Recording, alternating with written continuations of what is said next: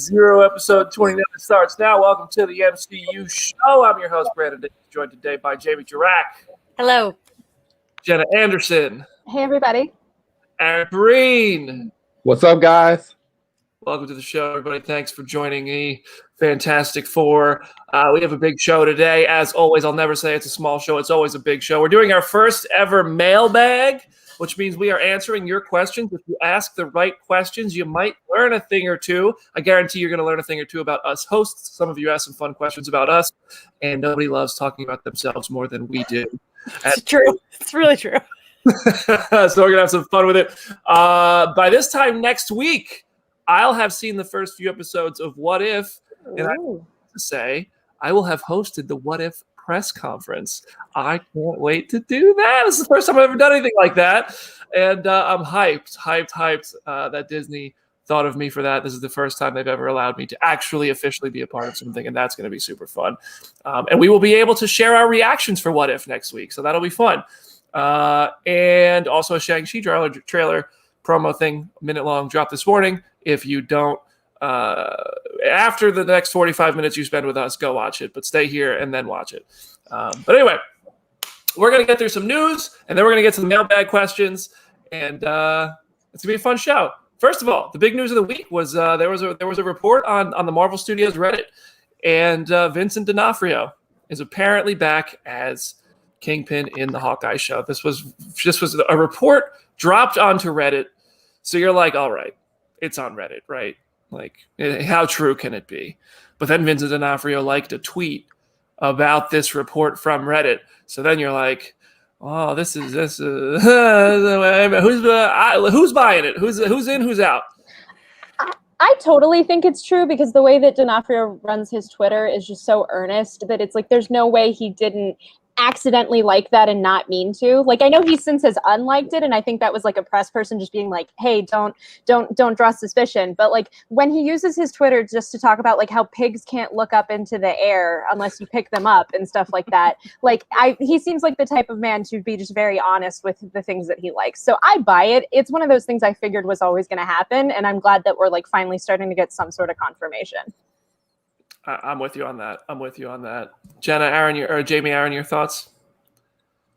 I mean, I hope it happens. The more TV people come into the fold, the more my TV people might come into the fold. So I'm all for it. You wished for Coulson, and you got him in terrifying form on Loki, tragic form on Loki. Aaron, are you ready? Are you ready to see some of these Netflix characters again? I think so. It's just very funny because like you had Alfred Molina like just rip open the floodgates, and now everybody's so bold. We never used to have this happen where people would be out here liking stuff in broad daylight while all of us like shriek about it in the background. But yeah, I'm excited. I just wonder, are they going to bring all of them back, or are we completely picking and choosing? Because I know there are people who are invested in other parts of Netflix universe that feel like, you know, you're never going to get to see Luke Cage from the Netflix series in any of these things, or poor Jessica Jones in any of these things. But it looks like we're getting all the Daredevil assorted stuff.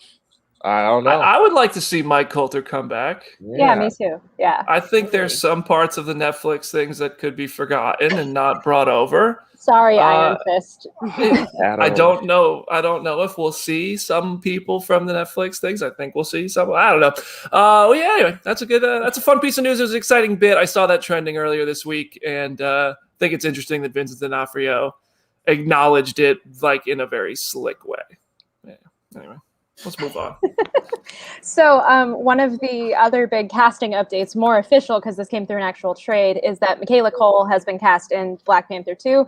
Obviously, we don't know what role she's playing. We have no clue at this point, but that has not stopped people from speculating. There are like so many different camps of theories at this point. I know I'm excited to hear whatever Brandon thinks. My pet theory, because I know this has been a fan cast that people have had for years, and it would be incredible if they actually are listening and doing this, is that what if she does play Storm? Like, what if she does play Storm? Because I feel like she would be perfect for that role in so many different ways. But I've also seen people suggest like different villains from Panther's run, or even like, oh, she's going to play like the new Black Panther or an older version of Shuri. So it's like there are so many different forms of speculation, but either way, they are so lucky to have her, because if you haven't already, I May Destroy You is one of the best shows from the past year. I could not recommend it enough. So it's like she is so talented that it is such a lucky thing that the MCU even has her. So what's your theory, Brandon? Oh, it's got to be Storm. Come on. Yeah, it has to be. Come on. Has to be Storm. I'm fully aboard the Michaela Cole is Storm train in Black Panther 2. And it's interesting because there's other characters that are already announced that are debuting in Black Panther Wakanda Forever that are just not announced for that movie yet. So if they're going to do that and bring a mutant in, overload. I'm ready. Aaron, we're all what just about like you? dumbstruck. I just sit there in the background like That's I'm trying to think of what to say. So I saw the second it came out, of course, your Twitter timeline floods with just Storm. Mhm. People drawing her already in all iterations of the costumes, which is just wonderful, just great, just feeding all of us. So I hope for everybody else that it is Storm. I hope for everybody else. I don't want to ruin anybody's fun. We could all dream. This is what this space is for, right? Just to dream the big dream. Go ahead, That's right. Jamie. I'm here for anything. I love it. She's great. Whoever she is, I will be delighted. I mean, you know me, like her as a villain. Yeah, let's get that. But also, Storm would be amazing. I'm sure whatever it is, I would be honestly most surprised if it's Storm, but I most want it to be Storm just because I want Storm and the X-Men. I think she'd be a great Storm. Anyway, what's our next piece? Oh, yeah, while we're on the Black Panther subject, if for some reason people on that set of Black Panther are just taking pictures and videos and posting them to Instagram and Twitter as if they don't know anything about things you're not supposed to do. We have seen a video of the throne room, and we have now seen a video of like water tanks, which furthers the theories that this will include Namor and Atlantis and things like that, which I'm pretty sure are just known at this point. But it's crazy that stuff is just getting out there. They're going to film underwater scenes for Black Panther Wakanda Forever, which is really cool. Can't wait to see. Honestly, very excited to see Atlantis and Namor, but also like the tech that Wakandans developed to go underwater. That's going to be sick. I was just thinking that of like, depending, like after Aquaman and just seeing how Aquaman dealt with like kingdoms existing underwater and how people interact with that. I'm like, how is the MCU going to approach that? Like, that's going to be really, really weird and kind of interesting to see. I remember during one of the quarantine watch parties we did last year with James Gunn, I have always wondered since I saw the first Guardians of the Galaxy, the scenes where Peter Quill was like lost in space and like tried to save Gamora, it looked to me like they filmed that underwater because there was kind of like bubbles on his face and his hair was moving and stuff. And it was a question I just always wanted answered. And I asked James Gunn, like on Twitter during that, did you film this underwater? Because it was just something like, I don't know, it was one of those details that I was like, I want the answer. And he said, yes, we filmed underwater and I will never film something underwater again. And it's crazy to me that Black Panther 2 is now going that route and choosing to film stuff underwater because Aquaman didn't film anything underwater. They never used water tanks. So I just watched Thunderball for the first time, like the Sean Connery classic James Bond movie, and the way that they do underwater in the 60s was so impressive that I feel like you can't match that because you're trying to how everything's on a computer, whereas back then they were really doing it. They were like having a war zone under there. It was awesome. It was awesome. That was like a Christopher Walken right there. It was awesome.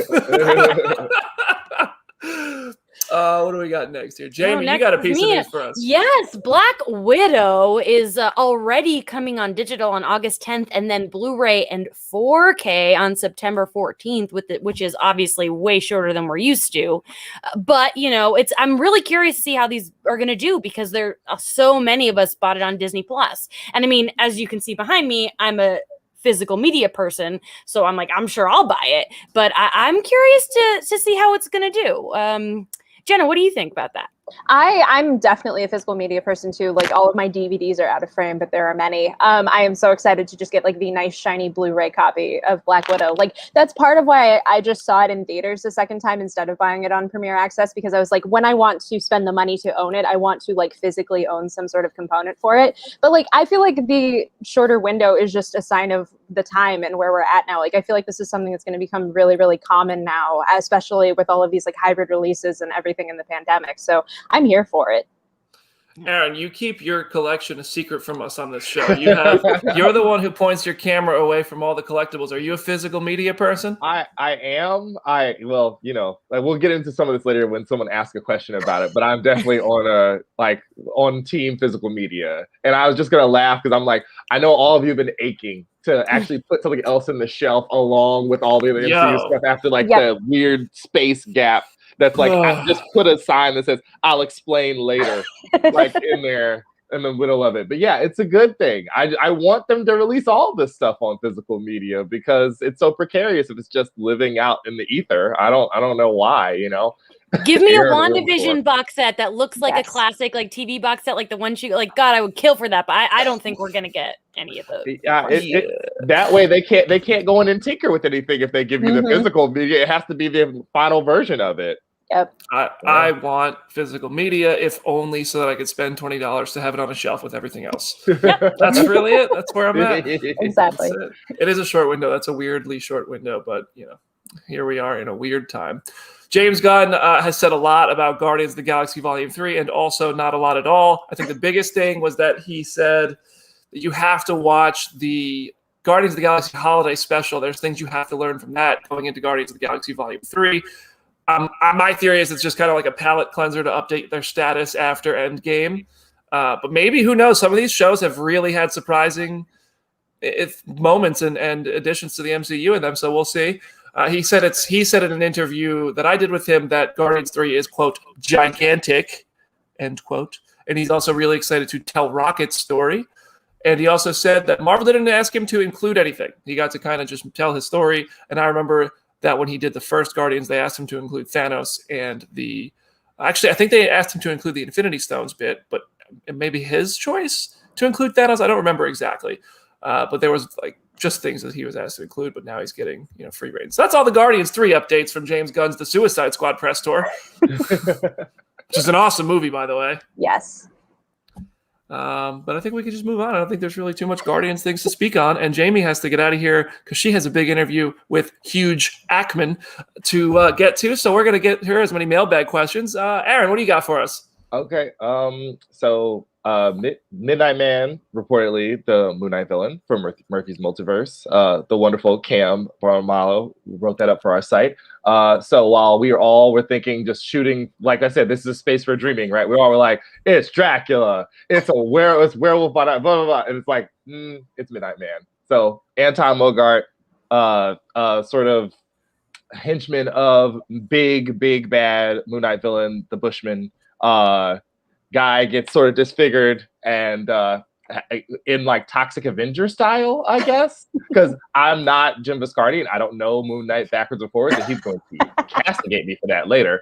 But yeah, so it looks like we have our bad guy, or at least if the reports are to be believed, and I'm excited. There's so few of these things in Phase 1 that I walked into where I just didn't know anything about the character and I was just full blank slate. So this is going to be fun. I'm so excited for some of the Disney Plus stuff because I haven't touched Fraction's Hawkeye run since high school either. It's going to be great. I don't remember much of it at all. Yeah, Moon Knight and Ironheart are the two characters I'm excited to learn the most about going forward. I just went through the Ironheart trade from the Invincible Iron Man 1 through 12 recently. God, it's such a good book. So good. Moon Knight. But for the record, everybody listening and watching, everybody asking, where's Jim? I invited Jim on the show to talk about this, but I said, Jim, we need to do this quickly because Jamie has a hard out today. And he said, you know what? Just do it without me. He knows. If we get on the topic of Moon Knight with Jim Viscardi, before you know it, it's Thursday. So thank you, Aaron. And Murphy's Multiverse is usually a pretty reliable source. They're right far more than they're wrong. So we're all wrong sometimes, and they are very often correct. So I think that's a pretty credible source on Midnight Man being the Moon Knight villain, though Jim is calling Midnight Man a jobber, which in wrestling terms is somebody who's hired just to lose. And the last bit I wanted to say is I talked to Idris Elba, who plays Heimdall and is Bloodsport in the new movie The Suicide Squad. Fantastic film. You should go see it in theaters. I said to him, Heimdall has seemingly perished in the MCU. Does this make you a DC exclusive actor going forward? Are you going to be doing more with Bloodsport? And he talks about all the exciting possibilities with DC, but then he said the key word there is seemingly. More Heimdall in the MCU. I think we're gonna get Heimdall in What If. I think we might get Heimdall in Doctor Strange and the Multiverse of Madness, and maybe Thor 4. Those are just theories. That's not a scoop.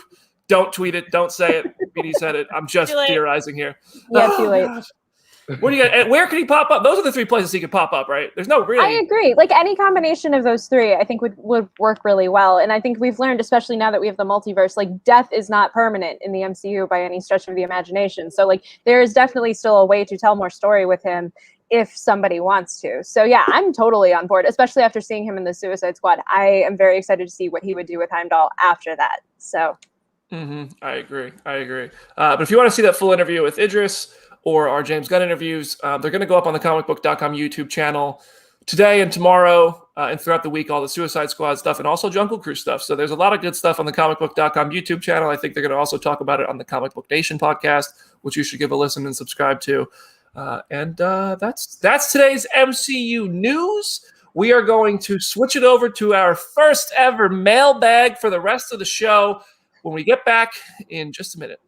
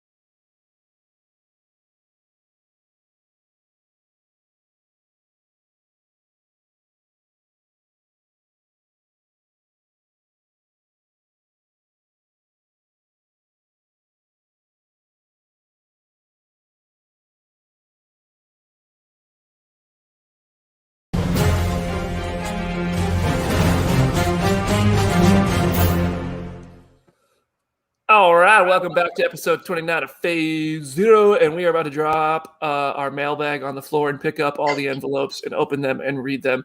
And thank you for your love and support. We're just going to jump right into it. We put out a call for questions on Twitter at Phase0CB. If you're not following, you should be. And you guys sent some really thoughtful stuff.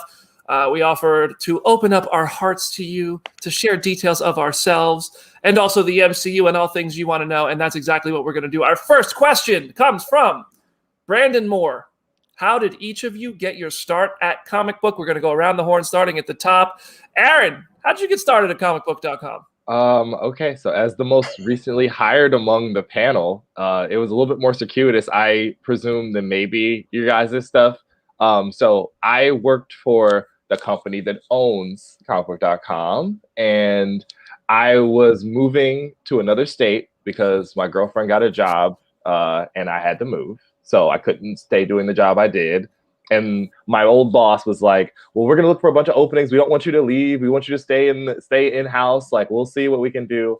And then as I was perusing one day, I saw the listing for comicbook.com. And I'm like, is there any way you could get me in here? I love these movies. I was the resident nerd in my previous division. So we get on to a communication with Jim Viscardi. Hi, Jim. I know you still watching. He ran me through the gauntlet, and I passed, and I'm here, and I love working with these people. I enjoy what I do. I've sectioned over from social media to here. So even though my job is technically different, the skills that I had before in noticing things as they happen online and monitoring conversations and stuff helped me with this job tremendously. Okay, that's it. Go. We're happy to have you. We're happy to have you. Yay. Yeah. God. Jenna, how did you get into this place? Oh, gosh. It is such a weird story. So I went to school for what was eventually titled media studies. So I was learning like how to make movies, television, and radio. That was kind of the main crux of it. And as I was going through that program, I realized, the bit that I like the most is sitting and writing essays about movies and trying to work anything that I love into an essay of like, I wrote school papers about like Winter Soldier and Gotham and all of these things that I tried to connect to concepts that were in my film classes. And so it was the like winter of 2016, and there were a lot of different events that were going on. Part of it was actually influenced by like Carrie Fisher's passing, that I had this kind of moment where I was like, I need to just seize the day. I need to just take opportunities as they pop up. And then like pretty soon after that, I happened to see this job listing at Comic Book. And I was like, you know what? The least I can do is just try out for this. Like the worst that can happen is that I don't get it. And so I ended up getting it. I got hired initially part-time in my last semester of school. So I would go to school and then come back home and work for 5 hours and basically do recaps and coverage for the CW, like DC shows. And then after I got done at school, I was hired full-time, and now I've just been stuck here ever since. And along the way, I kind of discovered my passion for comics and for all of the other avenues that I now write in. So I love it. I didn't know this about you. Like, I didn't know your stories. Like, this is really fun. Jamie, what about you? Oh gosh, well, I went to film school. I love movies, and while I was simultaneously, I was living in Chicago, and I spent 9 years in Chicago doing comedy. I did stand up, I did improv, I wrote comedic plays, and then I decided to move to New York. And I kind of used those things to get an internship with BuzzFeed. And while I was at BuzzFeed, I wrote an article that was like, XX reasons you should watch Agents of S.H.I.E.L.D. Shocking, I know. And that got Clark Gregg's attention. And because of that, they asked me to come here to LA and moderate their 100th episode panel, which got to combine my two loves, being on stage and talking about Agents of S.H.I.E.L.D. And so when my internship ended, my friend Andy, hi Andy, sent me a tweet that was like, comicbook.com's hiring. And I go, ooh, you know what? I bet I could leverage that Agents of S.H.I.E.L.D. panel I did. And That's what it comes down to. I don't know if that's exactly what got me the job or if it was my winning personality, but I'm sure it really helped. So that's how I ended up here. Oh, wow. I did not know any of that. That's amazing. That's so fun. Oh, damn. Mine, I'll tell the short version of mine. I was in school in South Carolina. I was trying to get working as in television or directing or acting. And I was pitching a series to AMC, which I never actually ended up pitching, but we filmed an episode. We had an actor from One Tree Hill film it with us. The local news found out. I went into the local news station, Watch Fox in Columbia, South Carolina, told that story of what we were doing. And while I was there, I was like, hey, I don't know if I'm going to get a TV show or something, but I would love to come do like movie reviews for you guys because I see a movie literally every Thursday. So for the next 8 months from, I believe, March of 2014 through December, I went in at 5:30 in the morning at the local Fox station and I did a movie review for them. And then they offered me a full-time job. And right when they were doing that, I had just started doing a weekly video for Comic Book that I connected with Jim about. Jim is one of like 4 people who was at this company before me. And I just emailed and I was like, hey, this is what I do at Fox. You guys don't have video content. Can I do video content for you? He was like, what do you have in mind? So I went into the Fox studio I think this was after they offered me a job, and I used their green screen to make a video for comicbook.com, went home and edited it and sent it. I was like, because I was like, I don't want to just put this in words. I want to send an actual example. I watched that video recently. I don't know why Jim Viscardi hired me. Oh my gosh, Jim, what were you thinking? But so this was 6.5 years ago. I'm happy to say I've come a long way on that. And it was just really, it's just a series of events and just asking for opportunities, I think. Because I see we did get a lot of questions about how do you get a job there. So you just gotta ask and be prepared to show what you can do. So that's pretty much it. So that was then in January 2015, I moved here to Nashville and started full time. And I was, I think, one of 4 people when we had an office, and that office eventually grew to like 40 maybe if you include all like tech in it. We had 2 offices back when we were in the offices. We had tech. We added a video team and a studio. And I used to film our videos like. I'm just going to tell really quickly. When we first started this job, we had 1 camera and it had a broken lens. So you couldn't zoom in and you couldn't change the focus. And I used to carry that camera around to all these events. And I would have to set it up on a tripod, press record, step in, do the interview, step out, edit the interview, upload it to YouTube, publish the article. But the first ever big interview I think I did in person was Stan Lee. And I had that broken camera. And so I had to find the range to put the camera at to get us in focus. And then I recorded it on voice notes on my phone and merged the files. And that's how far comicbook.com has come. Now we are on here streaming podcasts and stuff. So thank you to everybody who has supported the whole journey. I said I'd tell the short version. I lied. I can never The stop. entire chat just says release the BD cut. The entire chat wants to see it. Yo, I will. I think I can find it. I think it's online. I'll tweet a link to it because it's part of my journey. It's cringe. The first thing I said, I referenced Loki and I was like, I'm Brandon and I have been burdened with glorious purpose to bring you the biggest news. And I put a little clip of Loki in a square. Oh, it was rough. I will just say, like, all of our early stuff is cringe. Like, every time I go back and read my early articles from, like, when I first started, and even, like, the first couple of years of when I've been here, I'm like, who wrote that? That wasn't me. There's no way I wrote this. It's so embarrassing. So, like, that's just part of the industry, honestly. It really is. If you don't look back at your old stuff and say, like, wow, that's rough because you're comparing it to what you do now, then you haven't grown. You know what I mean? You know, you also have to be self-aware and know that you're looks growing. like Jim found the link. He certainly did. He certainly did. For everybody who's listening in podcast form, not watching live, I will tweet that link if you want to go back and find it. And I'm sorry in advance for the greasy hair and the skin-tight Batman shirt that I'm wearing if he posted the right video. Oh, gosh. Okay, next question. At Casually Cosplaying, what's one of the biggest scoops/leaks you've ever learned about but had to stay silent about until the movie or show came out, for anything that's already come out? And how difficult was it to keep the secret? Did you ever slip up? Jamie, you're on the top. Has this ever happened to you? You know, it's funny. I can't say what it is, but I will say a couple years ago, somebody told me that they were going to announce a sequel to something I loved at the next Comic-Con, at San Diego Comic-Con. And they were like, don't tell anybody. And I was like, oh God, I'm going to sit on this for months. I'm going to be so good and not tell anyone. And then Comic-Con came and they never announced it. And it's been years and it's never happened. And I'm still just sitting here keeping my mouth shut. So if it ever happens, I'll let you guys know. Aaron, what about you? Oh man, is this limited to just? I guess it's limited to just here because there's been other stuff too. Any time in your career that you've seen a big thing like that you just couldn't share? Oh God. Okay, so when I was a beat reporter for the Cleveland Cavaliers back in 2016 or whatever, I heard the general manager of the team in an elevator while I was riding down, just absolutely just dogging the coach, just absolutely setting him ablaze. And I was like, this dude's gonna get fired. This dude's gonna get fired and it's gonna be rough. And we just gonna have to deal with the consequences of him getting fired because this dude's a bozo. He was not a fan of the media there either. So it wasn't like I was shedding any tears, but I was like, oh, this man is a dead man walking. And then about a month and a half later, he was gone. And everybody's like, I can't believe this. How could they fire him? And I'm like, everybody hated this guy. We all just didn't say it. He sucked. He wasn't a very nice dude. So yeah, that's probably it for me. Jenna?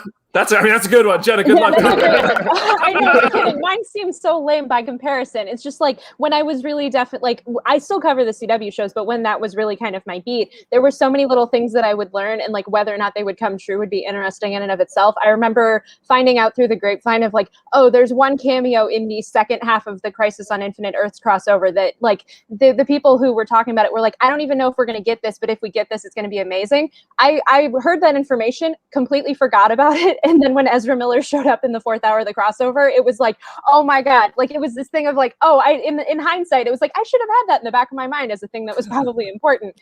But like in the grand scheme of things, a lot of what I've learned is only like really mildly interesting if you've watched those shows. There are things that I know now that are also in that level of like, this is mildly interesting for something down the pipeline. It's not necessarily like a groundbreaking thing, but it is stuff that makes me very personally happy. So, but keeping those kinds of secrets is just fun and weird in and of itself. Jim Biscardi and I have one that is the most painful scoop that we never ran, and I don't know. I still to this day, I never got a good explanation of why we didn't run this. Jim, if you have a reason why we didn't run this, let me know. When Sony and Marvel had their falling out in the summer of 2019, I found out, or we found out. I think Jim found out first, but we found out with absolute certainty that Spider-Man was coming back to Marvel again. That there was going to be a Spider-Man 3 and Sony and Marvel had worked out a deal. And I remember I have a text that was like, I texted my friend that I was like, Spider-Man is back. I'm the only one who knows we're going to break this news. It's going to be huge. And Jim was just like, wait, we can't yet. And then Hollywood Reporter ran it, and that was it.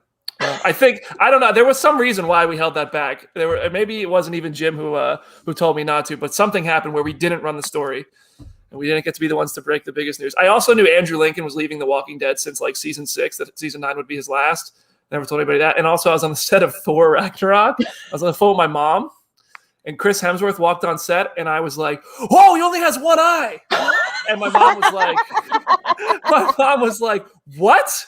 He was. I gotta go because the publicist saw me say that, and I was like, "This is my last set visit." All right. Next question, I like this mailbag stuff. This is fun. This is fun. Hearing your stories is so fun, and telling my stories is so fun. I love this. Rohan Mystery says, if you were Kevin Feige in 2008 and had all of Marvel's Fox and Universal properties available, how would you have changed the Infinity Saga to include any of those properties? I know my answer. My answer is pretty easy. So if you guys need a second, I'll go ahead. But Jenna, you're at top, so you have to start us off if you're ready. It's this conflicting thing because I simultaneously, like, if I were Kevin Feige at that time, I would have included the X-Men, but also the way that the X-Men were being written and portrayed at that time isn't necessarily the peak of what they could have been. I would love to go back in time and basically start establishing the Krakoa era X-Men that we have now in the comics, because I feel like there are so many stories you could tell there that could have been running concurrently alongside the MCU for a decade, and it could have weaved in and out, it could have been really meaningful, but it could have really built out that side of the universe to where we would just be thriving right now. But it's like I at the same time, that thing didn't exist then. Like, the X-Men comics at that era were not necessarily the best, so it's kind of this mixed bag, but like definitely something tied to the X-Men. Absolutely. Jamie, what would you have done? I would have put Mark Ruffalo in the first Hulk movie. I would watch that movie all the time if Mark Ruffalo was in it. I love Tim Roth. Can't believe we're getting Tim Roth back. I'm such a big Tim Roth fan. But it's like, why watch that movie? I don't know. Edward Norton's fine. It's not that he's not good. It's just that Mark Ruffalo's Hulk. And so that's what I would do differently. I'd give Mark Ruffalo a movie. Just wait like 10 years until they deep fake him into the movie. I'll give me that. I love it. And, if it ever ends up on Disney Plus, you know they love to edit them. Oh no. But I gotta go. This was so much fun. I loved answering questions. I love talking about myself. So Jamie, you have to ask him about the photos with Kevin Feige. Oh, and if he's obviously. coming back. You have to. Obviously. For the pod. I don't know if I'm really supposed to be talking about that. I'm doing this interview. It's not really going up yet. But Nobody watches us anyway. It's only 200 people live and a few thousand downloads. No big deal. Great. Awesome. You guys are all awesome. We'll see you later. Bye. Good luck, Jamie. Have fun. All right. Aaron, what would you have changed? Okay. So I have this weird thing where I believe that they probably should have put if they could do it all over again, they would have Spider-Man in it from the beginning. They would have Spider-Man in it from the word go. He'd have been in phase 1. It would have made a gajillion dollars, because if you remember back to the early days of the MCU, it was not this sure thing when Iron Man came out. There was no like, oh yes, this is going to go on for more than a decade and it's going to be multiple billion-dollar movies and crossovers and all this stuff. Like, it was like treated like, that's a really crazy idea. I don't think it's going to work. But I think if you had Spider-Man in it earlier, maybe you avoid some of the weird stuff with the reception to like Homecoming, or the idea of his arc being intertwined with Tony Stark. You have more runway with that, and it just negates a lot of the other stuff that comes afterwards. Also, then you get Spider-Man. Everybody wins. Yeah, that's true. I would have liked to see Silver Surfer and Warlock and stuff be a part of the Infinity War and Endgame stories. I think those really, like, I would have loved to have the X-Men in there, but I feel like it was so, like, it's hard to imagine weaving them back in, but obviously it would have been more exciting to have like Wolverine first appearing in a fight with the Hulk. Yeah. But now I don't even know if we'll get the Hulk, like the Hulk anymore in the MCU. He's too smart. I don't know if he'll fight Wolverine with his one broken arm anymore. I prefer the Rage Monster Hulk, and I love to see Wolverine get introduced that way. But we'll see. But for me, it's Fantastic Four and the Silver Surfer and stuff, and maybe some Warlock as a part of that. And I do want to pose this question to one more person who we're going to bring into the show in place. We lose a Jamie and we gain a James. Oh, hello. That was the most ominous introduction I've ever seen. Hello, everybody. He's even like in his dark room. I The lights are know. off. Oh, Lord. Jim, I in 60 am- seconds or less, what would you change about the Infinity Saga if you 60 seconds You're or on the less. clock. You're on the clock. I don't know. I really don't know what I would change. Obviously, than starting the MCU with Moon Knight. Obviously, I mean that's like what it's an interesting. I don't want to say it's like it's been a perfect ride. I think I would have loved to have seen more Hulk throughout the MCU. Yes. I understand why, the legalities of why we can't necessarily get more solo Hulk adventures, but I think what Ruffalo does with that character is just always so good. And like, just because he's, Professor Hulk now doesn't mean he can't go back to being Raging Hulk. It happens all the time, right? Yeah. So I hope so. I'm not a Professor Hulk fan, straight up. I'll say it. I'm not a fan of Professor Hulk. I want Angry Rage Monster Hulk. yeah, but I think that's the thing, right? Like, I think something will happen that will set Banner off, and we get back to Raging Hulk, Savage, monster again. Like that will happen. Please. All right. Hey, good answer. Good answer, Viscardi. I agree with you. I would have liked another solo Hulk movie. I would have liked an outright Planet Hulk movie, not like what we got in Thor Ragnarok was cool, but I think a Planet Hulk or World War Hulk. That's the hardest title to say. Say that 3 times fast. Go ahead, try it. World War Hulk would be a great Endgame level kind of movie. I think like that is just but I think the problem is that for anyone who's read that book and you have to put Hulk through a number of trials and tribulations. Like the Illuminati basically has to ship his butt off to space and be like, you're too dangerous for us on Earth, so see ya. And then he's got to have that like betrayal and then get angry and get stronger and then come back and then be like, I told y'all, can't get rid of me. I'm the Hulk. I'm the Hulk. All right. A similar question. This comes from Chris at the Burger King. If you were to be given the chance to change a particular moment / scene of the MCU, what would it be and why? Mine is absolutely Nick Fury losing his eye to a freaking cat. I hate that moment. I think it's stupid. And I mostly hate that moment because of how hyped it was from so many years earlier in the Avengers when he said, last time I trusted someone, I lost my one good eye. That was a terrible payoff, and I stand by it. Anybody else? I have 2 answers, both of which are so small that I feel like I can get away with 2. I hate the Hulk dabbing. I hate it so much. It is a running joke with my boyfriend and his brother about we just send each other that GIF anytime because it is just so embarrassing. And then like this is gonna sound very petty, but as like somebody who loves really good cinematography and like really bright color grading, I would turn the saturation up like 1,000% on the final battle in Endgame. I love what is going on there. I love what we are seeing, but like every time I go back and rewatch it, it is so gray. It is just so gray and gray, and it is so depressing to just look at again and not see it on an IMAX screen and just be like, this doesn't deliver in the way that I like that it did the first time that I saw this. And with the way that the Infinity Gauntlet comics work, it's like there's so much color in there that really, really could have shown through. So I'm like, I would just turn the saturation and the brightness up as much as humanly possible so you could actually kind of appreciate what is happening. I'm with you on that. Aaron, anything you would change? Slightly more controversial. We love some tea. I would like if I could change anything, if I had the monkey's paw, and I could wish for anything, I would leave Captain America's ending in Endgame way more open-ended. I would not have the dance at the end. I would not have the musical selection at the end. And you could have averted a lot of angst on the internet by just leaving it way more unopen. I look down at Jim and he's just nodding because the Russos in general could have left a lot more things like open to interpretation instead of explaining everything to us, although we appreciate it, of course. But yeah, I would go ahead and just leave that unopened. Let's not kick over that rock. That's not necessary. Don't do that. I think even for that, I think it's just weird to leave with old Steve. Mm-hmm. Like, just let him come back as, maybe slightly older Steve, but I don't think you need nursing home Steve. Joe Biden Steve, as like the internet keeps calling him.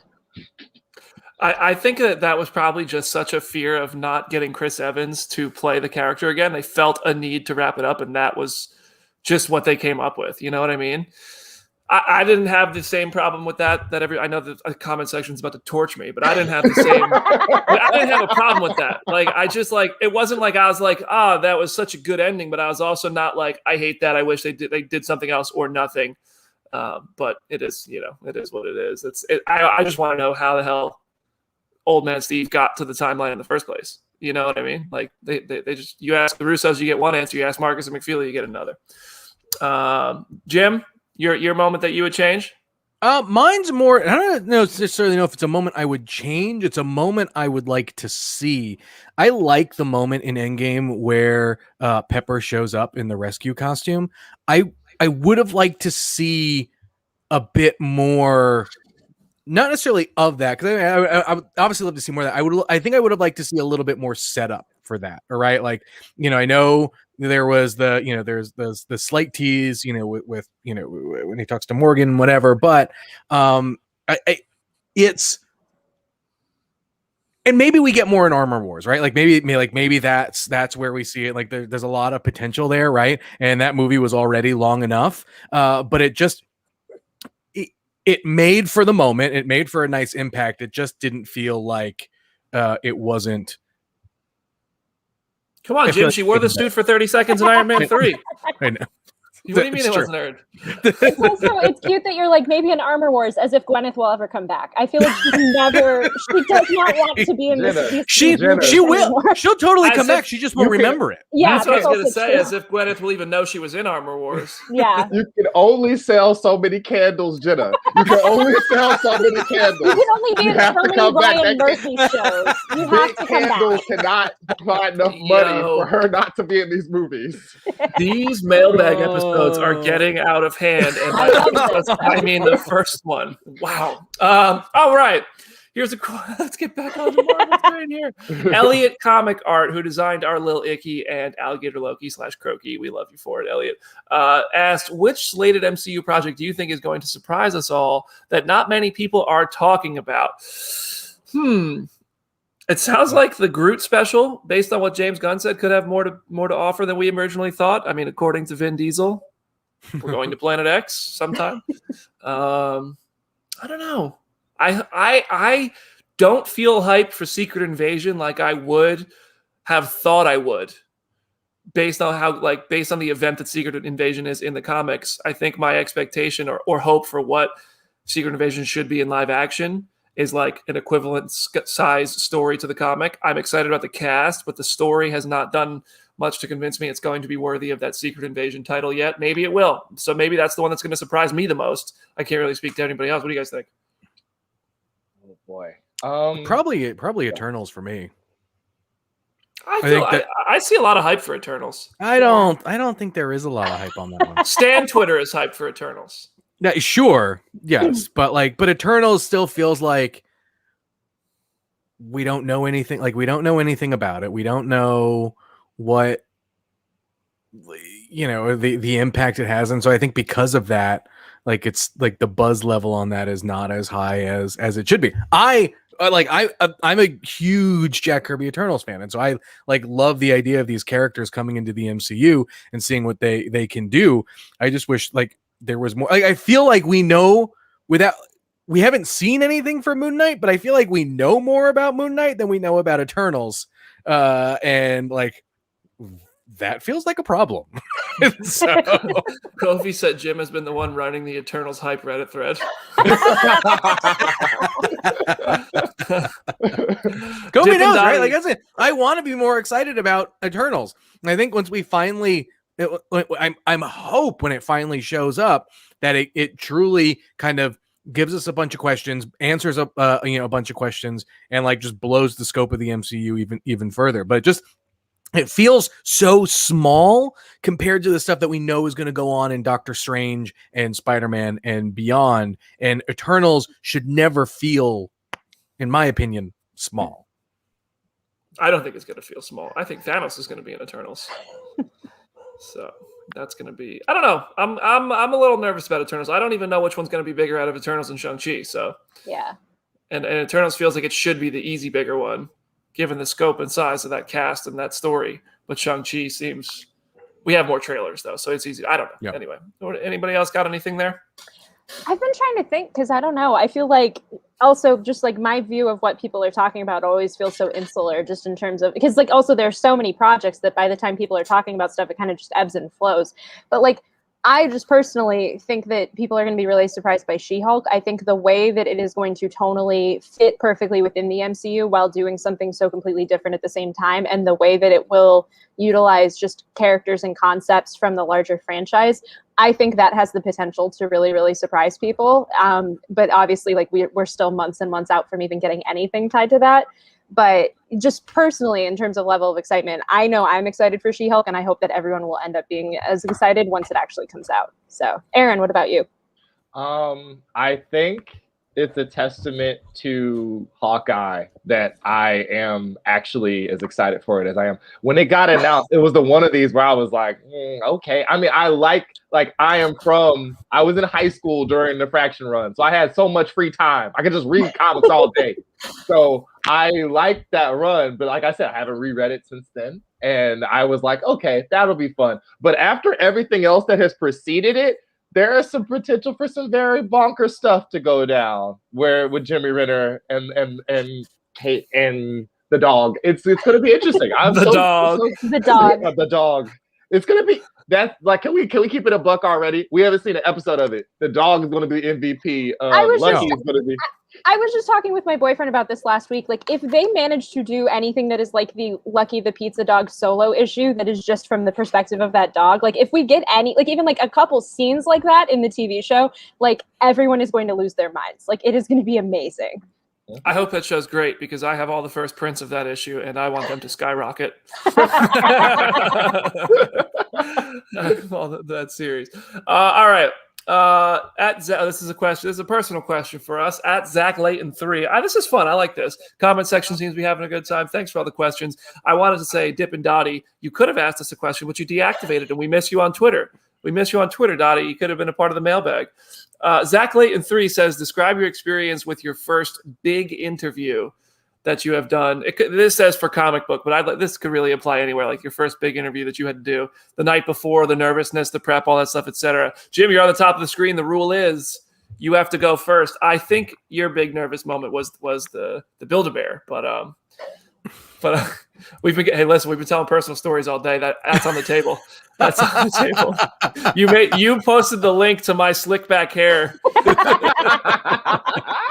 No, honestly, I think the most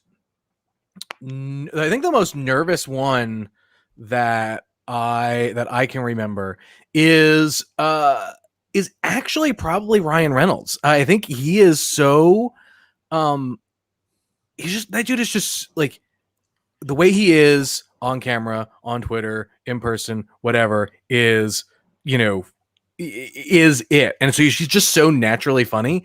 And I like to think that sometimes I am funny. And so I think if I say things that may be funny and are not funny and, like, would he laugh at my joke? I would be like, oh God, please laugh at the joke. But it was crazy because it was a super last minute thing. It was at Comic-Con a couple years ago, right around Deadpool 1.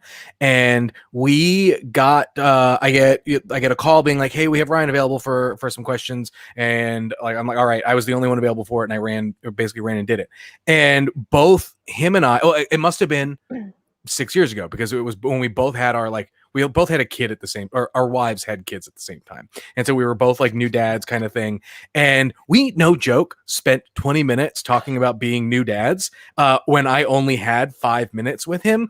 And like, we just kept going. And like the publicist was like literally standing like off behind us, just like literally. And the publicist is probably one of the best publicists out there.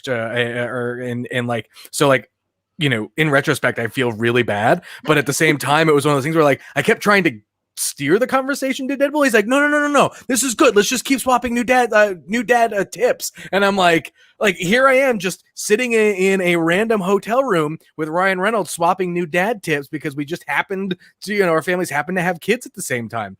And by the time we finally got to Deadpool, we like at the end of it, he's like, this interview didn't necessarily feel as great. You want to throw another question at my way? I feel like I'm not on my game here. And I'm like, yeah, sure, no problem. And so it ended up being just a really, really cool moment that like I was completely unprepared for. And again, it was one of those things where like I going to be funny enough? I don't know. And and it ended up being great. So that's how it works. I have a feeling I've never had Ryan Reynolds. I'm 0 for 2 with interviews with Ryan Reynolds because of the trying to be funny thing, I think. Yeah. And like it's so weird because I've interviewed Ryan for a movie called Life and at the Deadpool 2 premiere, and both times I was like, man, I feel like that went terribly, and it's all my fault. So I'm gonna have my shot at redemption soon, coming up for Free Guy. So third time's the charm with Ryan. But I don't think I can talk about dad stuff. I don't think I have that. I don't think I have that going for me yet, Jim. Aaron, what about you?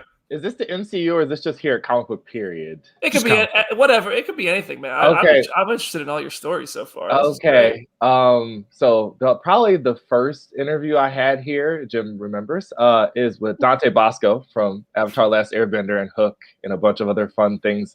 Nerd legend. And I was really nervous because most of when you're a reporter, your pool reporter questions are just you and a sea of people, and a publicist points at you like, question up here in the front, and it's like, hi, I'm from blah blah blah, and you just answer questions, and you can kind of like sink into the crowd and not be noticed in like a real way.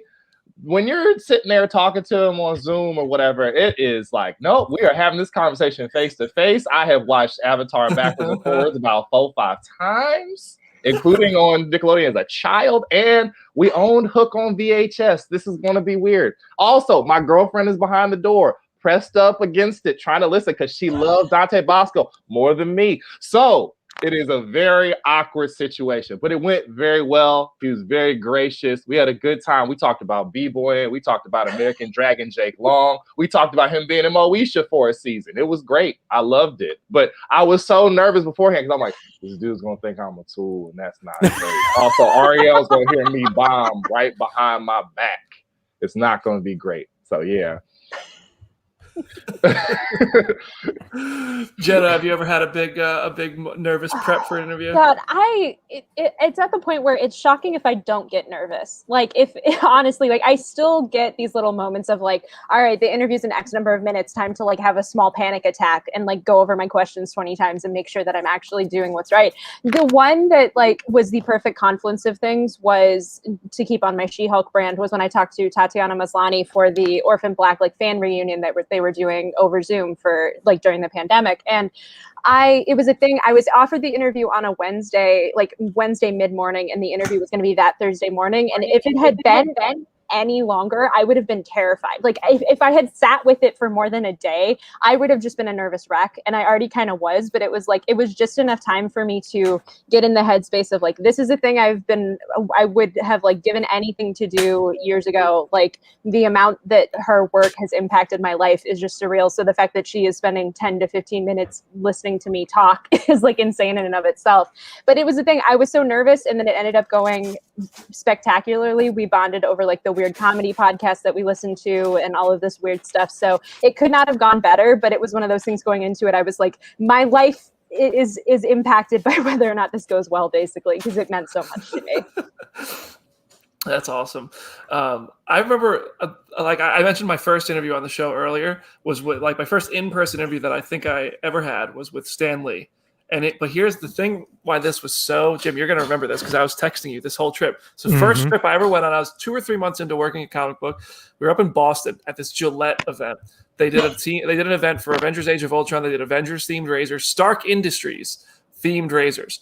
So there was no word of like, you're going to do interviews or all this stuff. It was just like, you're going to tour the Gillette plant. You're going to talk about the products and blah, blah, blah. Like it was really just like a brand trip for Gillette. And so that night, I went and had drinks with like the people from Gillette, and we had a couple of drinks. We're all talking and stuff. And one of them is just like, so we have a guest interview tomorrow. We're not supposed to tell anybody this. We want to give you an opportunity to like prepare for it. And I was like, oh, they're like, yeah, because you seem like really into this stuff. Like, we want to have you do this interview. And I was like, okay. And they're like, we can't say anything. Just think about like the most iconic mustache in the Marvel world ever. So I text Jim and I was like, holy shit, I'm interviewing Robert Downey Jr. tomorrow. Yo, we got Tony Stark. We're talking to RDJ. And Jim was just like, yo, you got to ask him this, you got to ask him that. And we're going back and forth and planning this Robert Downey Jr. interview. And so I keep hanging out with the Gillette people.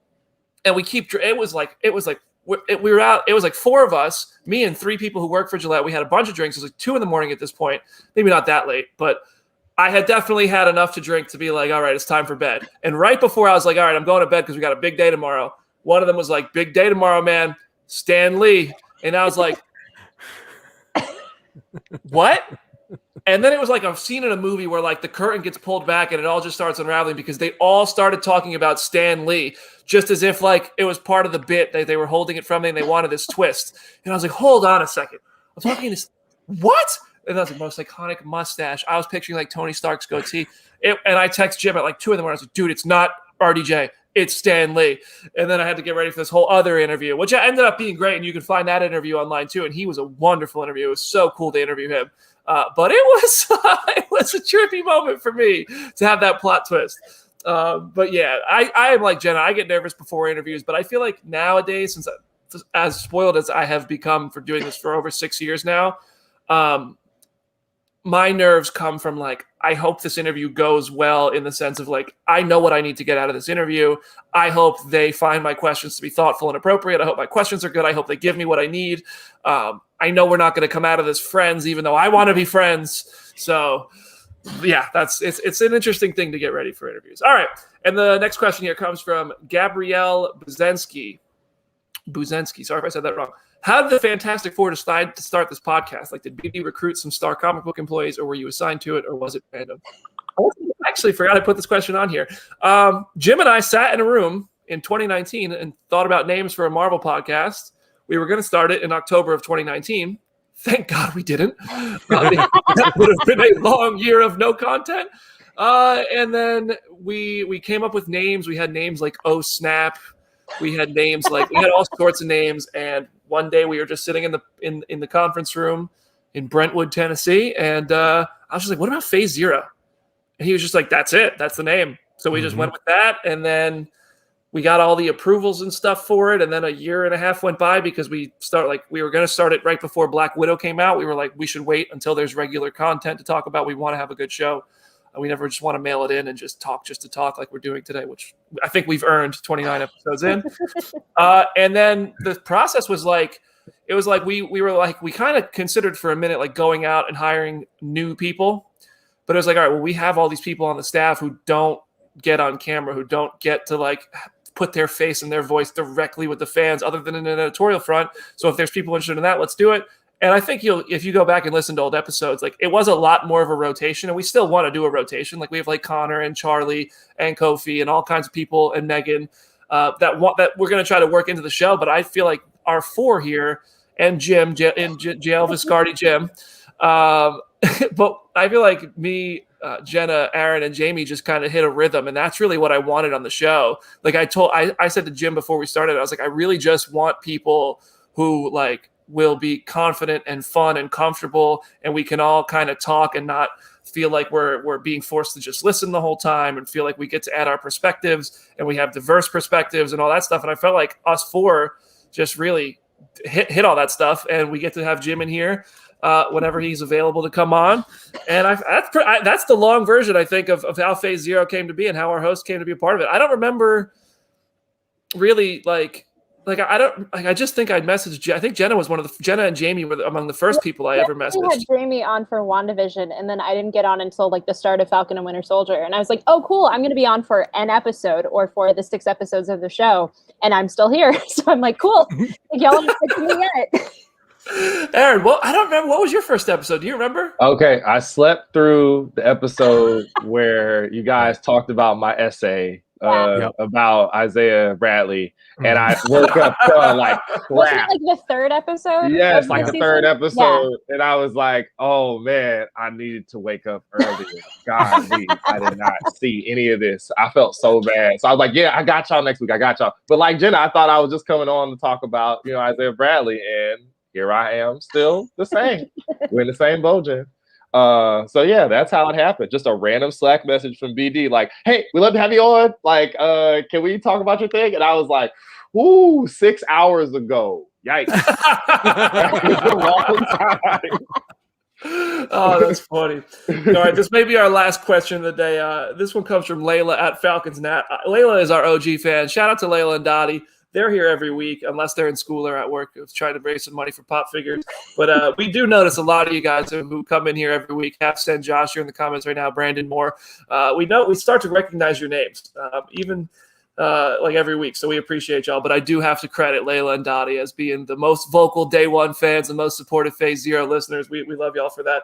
Layla's question, I scrolled past. Where was it? Who has been the most fun guest on the show so far, and who would be your ideal guest? For me, it's Cam Hayward. I thought he was the most fun guest we've had. He knew his stuff. He was super fun to talk to. But we've had some awesome guests. Jim, do you have a favorite? You've been on quite a few episodes, especially the early days. Did you have a favorite guest?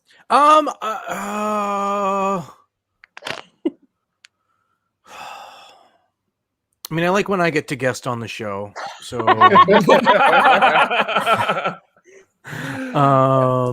Aaron, no, I'd say I think the thing that I like is that guests are great, and obviously a great guest for the show, and one day it will happen live, and we will get it. Like obviously would be Kevin, right, Feige. But I think honestly, hi Kevin. The best, like, and just like you said it before, the best thing about this show is the fact that we are able to, have a bit of a, you guys as core hosts and be able to rotate people in from comic book to just kind of just share. Like, this is all stuff that we love, and this is all stuff that we, have the fortunate opportunity to make careers out of. And so to be able to share in all that, like the guests are really like the icing on the cake. And so like we never take them for granted. We never expect them, but when they happen, it's great. They're all taking time out of their day to spend time with us for this stuff. And so it's they've all been unique and fun in their own ways, but like really it just comes down to being able to see the chat, read the iTunes reviews, read what comes in on the Twitter feed and mentions and stuff like that for Phase Zero at Phase Zero CB. But that's it. That's what I love about it. Yeah, my dream guest, like aside from Kevin Feige, who I think it would just be so cool. Well, for you, it's Oscar. I mean, Oscar Isaac. Like obviously can't say obviously but hopefully at the rate we're going, get some sort of interview with Oscar when Moon Knight is coming around. I'd love to see Pedro Pascal join the show, whether he's in the MCU or we just start talking about the Mandalorian when that's on and the Marvel show isn't. I mean, I personally, because I've been such an Iron Man fan for so long, like I would love to just take a deep dive into the Iron Man life with Downey. Like I would love to look back, because a lot of our interviews that we get guests on we're always looking to the future. Like we're always talking about like your show right now and where we're going to see you next. We've never had a chance yet to do like a big retrospective interview with somebody. For me, I think it would be so cool to take a look back at 10 years of Iron Man with Downey and just hear that full experience and talk about some key moments. Like I would rewatch all of his movies and all that just to take notes on stuff. I think that'd be awesome. You guys have dream guests that you think would be dope to really get to talk to? I'm like, now that you said that, I'm like, I would love to have that happen with Chris Evans. Like I was such a huge fan of his arc for Captain America. Like I would be terrified the entire time going up to the interview, but it would be so much fun to get to like pick his brain about like all of the movies in Steve's arc. And then like, yeah, outside of Kevin Feige, I would love to talk. I would just love to sit down with James Gunn for like 45 minutes and just talk about like Guardians and everything else, and just like his approach to comic book storytelling, because I feel like especially with the holiday special and with Volume 3, like we are going to see some really amazing work from him. So like that would be a dream in and of itself. I'm hoping, I'm going to try my best to get James Gunn on the show next week. I haven't even started that process, so I don't know if it's going to happen. But James has been awesome throughout the Suicide Squad press, and we obviously will talk a lot about the Suicide Squad, but if he's coming on Phase Zero, he's going to know. We're also going to talk about his Marvel work, so I'm going to see if I can make that happen. He's been doing so much promo and stuff that I feel like it's possible, but then again, it's like, would Warner Brothers want to send him to a Marvel podcast for the Suicide Squad? I don't know, and I would respect it if they don't. But that's James is another one I think, Janet, that would be so fun to talk to. Aaron, who's your dream guest?